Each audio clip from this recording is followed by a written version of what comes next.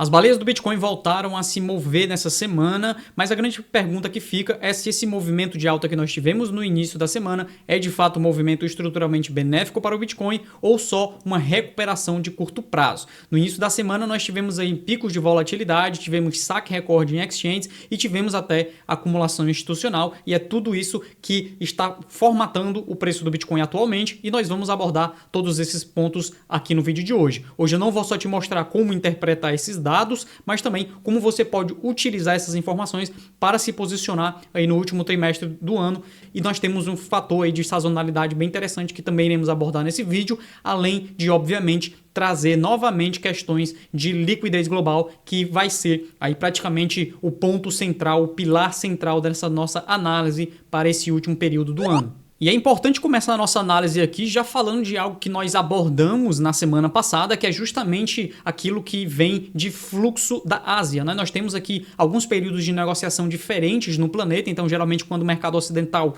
está dormindo, o mercado asiático está em funcionamento, e algo que a gente já mostrou aqui para vocês no vídeo da semana passada, de como a influência do mercado asiático atingiu o Bitcoin justamente no domingo, no final do domingo, que é quando na verdade já era segunda-feira lá na Ásia. Nós tivemos esse mesmo efeito acontecendo nessa semana. Nesse domingo, nós tivemos o mesmo tipo de dinâmica em relação ao mercado asiático. Na semana passada, a abertura do mercado asiático, que está marcada aqui na linha azul, fez com que o preço do Bitcoin acabasse atingindo uma estrutura de queda, não é? Entretanto, nesse domingo, a dinâmica foi o oposto. Foi basicamente após a abertura do mercado asiático, ao invés de nós termos um pico de volatilidade que impulsionasse o preço do Bitcoin para baixo, na verdade, pressionasse o preço do Bitcoin para baixo, nessa semana nós tivemos um pico de volatilidade que acabou impulsionando o preço do Bitcoin para cima. E esses períodos de negociação do mercado asiático é algo que eu já trouxe aqui, mas que vale a pena você sempre ter em mente, principalmente nos finais de semana. Dois pontos que costumam acontecer no final de semana é redução de volatilidade no próprio Bitcoin, redução de liquidez, né? Então existe menos volume de movimentações no Bitcoin, e isso aqui faz com que o mercado acabe tendo um menor nível de volatilidade e um menor nível de liquidez pela menor quantidade de posições. E também nós temos taxas de movimentação, taxas on-chain menores. Então, se você quer negociar o mercado do Bitcoin com menor nível de volatilidade, geralmente entre o sábado e o domingo. E se você quiser fazer movimentações on-chain, também entre o sábado e o domingo. Mas no final do domingo, você precisa prestar atenção que tende a ter períodos de picos de volatilidade, que é justamente quando abre o mercado asiático, e é algo que atinge o mercado, atinge esse volume de capital que entra na segunda-feira da Ásia, ainda é domingo para o Ocidente, e acaba entrando justamente no final do domingo. Mas essa recuperação não aconteceu do nada, não foi algo que foi exclusivamente de ação asiática. Na verdade, nós já estávamos vendo um padrão de acumulação de pressão compradora nos livros de oferta no Bitcoin. Esse gráfico que eu estou mostrando para vocês aqui é basicamente o CVD, que é o volume líquido por exchange. Aqui eu estou falando da negociação spot, da negociação à vista. Eu já mostrei esse indicador aqui para vocês em outros vídeos aqui do canal, e uma das coisas que nós continuamos vendo é justamente a acumulação institucional via ordem swap, né, que é basicamente esse padrão comprador que você está enxergando aqui no book, né, no livro de ofertas da Bitfinex, mas que é inexistente em outros livros de oferta. Então, quando você olha basicamente a negociação na Coinbase, na Binance, na Kraken, na Bybit, etc., ele não possui um padrão de acumulação institucional, mas essa acumulação institucional ela existe no livro de ofertas da Bitfinex. Existem diversas teorias, diversos motivos para o qual isso acontece. Um deles é por a Bitfinex ser uma empresa parente da Tether, que é a emissora do USDT, a maior stablecoin de dólar que nós temos nesse mercado. Então existe muito fluxo institucional que é alocado em USDT, que vem do mercado tradicional, é transformado em USDT e atinge o livro de ofertas da Bitfinex em primeira mão, antes de ser espalhado para o resto dos livros de oferta, para as outras exchanges, justamente porque esse fluxo da Tether para a Bitfinex é muito rápido, é muito dinâmico, já que as empresas possuem aí plataformas que estão interligadas. E esse fluxo comprador que nós tivemos lá na Bitfinex, na verdade, já vinha se traduzindo também na rede do Bitcoin, no próprio fluxo de exchanges, ou seja, daquilo que sai de Bitcoin das exchanges e vai para a mão de grandes baleias, ou seja, grandes investidores no Bitcoin. Aqui nós temos um gráfico que mostra justamente o fluxo de Bitcoin das exchanges para carteiras de baleias, e o que você consegue ver aqui justamente nesse pico aqui, que aconteceu na semana passada, né, nessa última semana, é a maior quantidade de saque desde aí do final de 2024, quando nós tivemos aí um grande período de intensas compras institucionais, principalmente derivadas aí após as eleições lá do Trump. Então, nós não tivemos esse grande fluxo de retirada de Bitcoin de exchange por parte de baleias desde novembro e dezembro de 2024, que é quando nós tivemos aí o último mercado, digamos, realmente eufórico no Bitcoin. Em 2025, nós tivemos uma queda muito grande nos níveis de euforia e também nos níveis de atividade on-chain. A última vez que nós tivemos um mercado mais eufórico foi no final de 2024 e foi quando também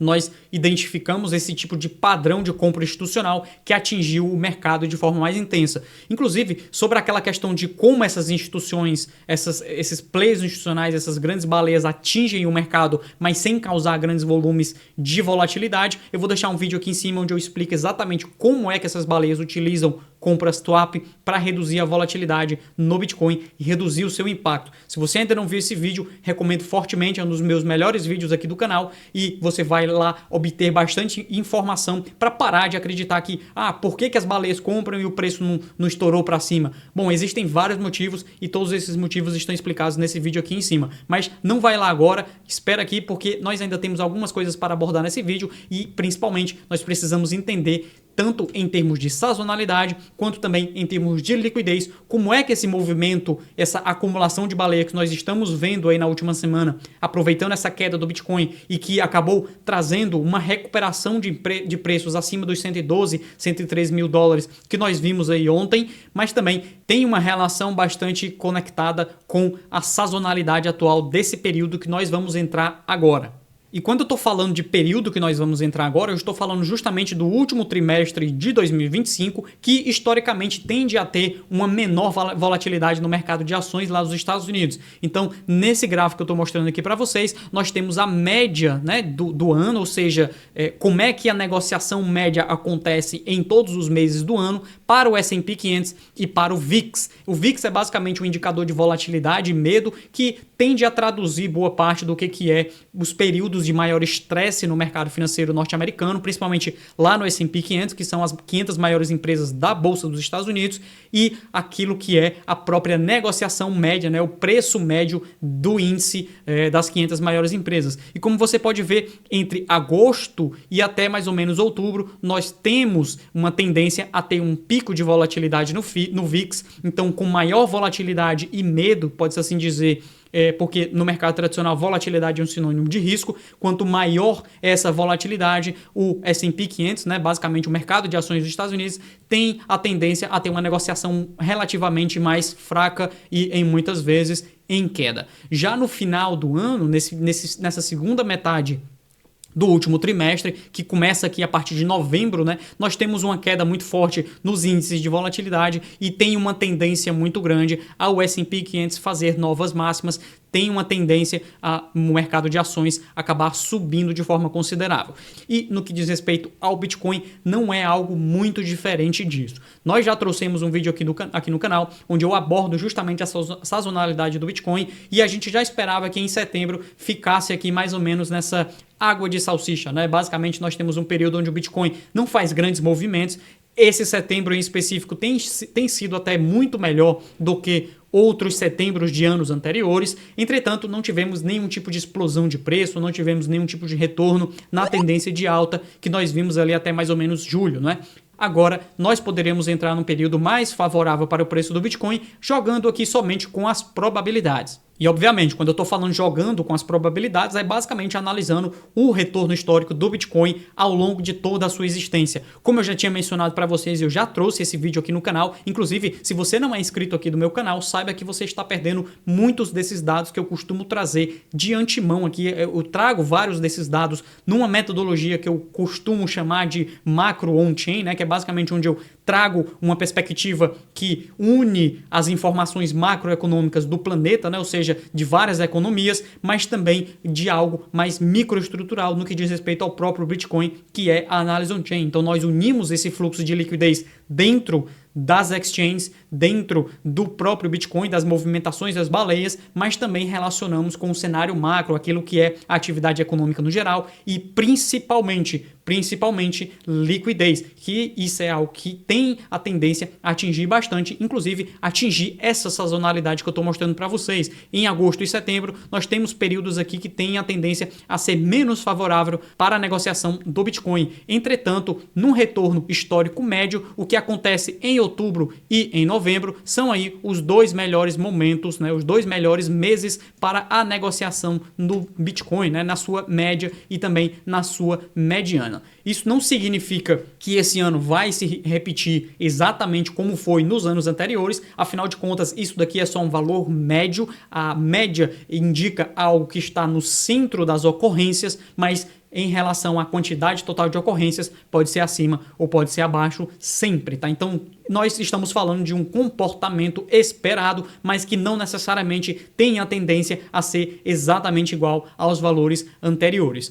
Por outro lado, existem fatores favoráveis aqui de fato para termos algo bastante similar agora no final de 2025 e é justamente aquilo que eu trago já mais na parte externa, né? Agora a gente saiu da parte do Bitcoin e vai para a parte macro, que é de fato uma entrada, ou seja, uma estrutura mais favorável de liquidez que tem a tendência a impactar o mercado agora já no final do ano, nesses próximos meses de negociação aí, lá nos Estados Unidos principalmente. E é por esse motivo que quando você está analisando o Bitcoin específico, você precisa ir muito além de fatores de sazonalidade, de baleias, médias móveis, etc. Todas essas informações que eu trago para vocês, no final fica em segundo plano. São importantes? Sim, são extremamente importantes, mas o que vai dar a configuração do ciclo do Bitcoin, o que vai de fato influenciar na precificação do Bitcoin no médio ao longo prazo é de fato a estrutura de liquidez e principalmente essa relação entre dívida e liquidez. Isso aqui que eu estou mostrando para vocês é justamente o tamanho do mercado de títulos lá nos Estados Unidos e no resto do planeta. No início aí da década de 90, mais ou menos, nós tínhamos uma predominância de 56% no tamanho do mercado de títulos, né? Então, no início dessa década, o mercado de títulos, o mercado de dívida lá dos Estados Unidos era muito mais relevante do que o resto do planeta. Isso se alterou nos últimos anos, né? Se alterou nesse século. Agora nós temos aqui cerca de 38% no mercado lá dos Estados Unidos, mas também 33% nas economias desenvolvidas e cerca de 27% nos mercados emergentes. Isso significa que o resto do planeta passou a ter uma proporção muito maior do que os Estados Unidos em termos aqui também de mercado de dívida. E por que que dívida é importante? Por que que o mercado de títulos é importante? Porque no final das contas ele é aquilo que faz a gestão da liquidez. A dívida, e aqui eu estou falando tanto a dívida pública quanto dívida corporativa, dívida privada, dívida dos indivíduos, dívida no geral. Aquilo que nós entendemos como mercado fiduciário ou como economia fiduciária hoje é lastreada em dívida, tanto a nível estatal, e aqui eu estou falando no big picture, quanto a nível dos indivíduos. Dívida é aquilo que faz com que o mercado continue girando e também aquilo que faz com que as empresas continuem captando recursos, justamente porque a dívida vai crescendo e essa dívida, no final das contas, se traduz em liquidez. O principal gestor de dívida, nós podemos assim dizer, é o Tesouro e os bancos centrais dos países, né, das maiores economias, mas isso também é referente a como esses bancos centrais, como esses órgãos públicos fazem a gestão da sua dívida em relação à liquidez existente no mercado. E o motivo disso está nesse gráfico aqui, nesse infográfico que eu estou mostrando para vocês, que é a relação de ciclo entre liquidez e dívida. Para nós termos um cenário de liquidez, ou seja, a quantidade de dinheiro em circulação, a quantidade de volume de capital fluindo dentro da economia, é necessário que essa dívida seja refinanciada, né? Então acaba que boa parte, né, 70 a 80% das transações existentes hoje no mercado de dívida é através de refinanciamento, ou seja, rolagem dessa dívida. É justamente por isso que tanto no Brasil, quanto nos Estados Unidos, quanto na maioria dos países, a dívida pública segue crescente porque eles vão refinanciando essa dívida e, obviamente, eles precisam refinanciar essa dívida justamente para ter um nível de colateral mais forte. No final das contas, títulos e aquilo que eu mostrei para vocês, o mercado de títulos é, no final das contas, um mercado de colateral. As pessoas utilizam títulos públicos, principalmente, para servir de colateral e depois também emitir mais dívida, também emitir mais ativos. Cerca de 78% aí do mercado de dívida é basicamente para formatação de colaterais, e essa relação entre dívida e liquidez é o que gera basicamente os ciclos econômicos. Nos períodos onde nós temos um cenário de liquidez abundante em relação à dívida, nós temos um cenário mais favorável para a precificação de ativos, porque no final das contas essa liquidez tende a fluir aqui para os ativos, principalmente ativos de risco, ao que o Bitcoin se beneficia diretamente. Quando nós temos um cenário de menor liquidez em relação à dívida, ou seja, a dívida está muito grande e a liquidez está contraída, nós temos um cenário de contração na precificação de ativos. E esse tipo de dinâmica é o que faz a precificação do Bitcoin, é o que faz a precificação de muitos dos ativos financeiros no planeta. Inclusive, deixem aí nos comentários se vocês querem ver mais sobre esses conceitos de dívida e liquidez e como é que se impacta no Bitcoin, impacta criptoativos, impacta o mercado como todo. Deixem aí nos comentários para saber se eu continuo fazendo esse tipo de conteúdo ou se a gente aborda somente na parte de on-chain e negociação nas exchanges. E para concluir na parte de liquidez, que é algo extremamente importante agora para a gente entender se o mercado do Bitcoin tem uma estrutura atualmente de maior liquidez, como eu mostrei para vocês, ou menor liquidez em relação à dívida, existe esse gráfico aqui que mostra justamente o excess liquidity, ou liquidez excedente lá nos Estados Unidos. Ele é basicamente uma forma de você medir a quantidade de dinheiro ou de equivalentes a dinheiro, né, que no caso títulos públicos são uma forma de equivalentes a dinheiro, porque servem como colateral. Então, no momento onde você tem mais liquidez excedente, mais dinheiro em circulação e equivalentes em circulação, você tem a tendência a ter uma estrutura de maior afrouxamento monetário. E aqui em marrom você está vendo justamente essa liquidez excedente lá nos Estados Unidos, atingindo aí cerca de 6% ao ano, com um crescimento considerável. E também aqui em cinza você está vendo o valuation das ações lá nos Estados Unidos. Note que ao longo do tempo, né, nesse caso, você está vendo aqui a precificação das ações lá nos Estados Unidos e também o nível de liquidez excedente. Note que existe uma correlação muito direta, principalmente nos períodos onde a liquidez cresce de forma considerável e também a própria valorização das ações lá nos Estados Unidos também cresce de forma considerável. Então, como você pode notar, e eu já falei isso anteriormente, liquidez tem a tendência a beneficiar tanto ativos de risco no que diz respeito a ações de empresas lá nos Estados Unidos, como também outros ativos alternativos, que é onde se encaixa mais ou menos aqui o Bitcoin na compreensão do mercado tradicional. Então, essa liquidez excedente que nós estamos vendo justamente agora, nas últimas semanas, tem a tendência a impactar positivamente o mercado no resto do ano.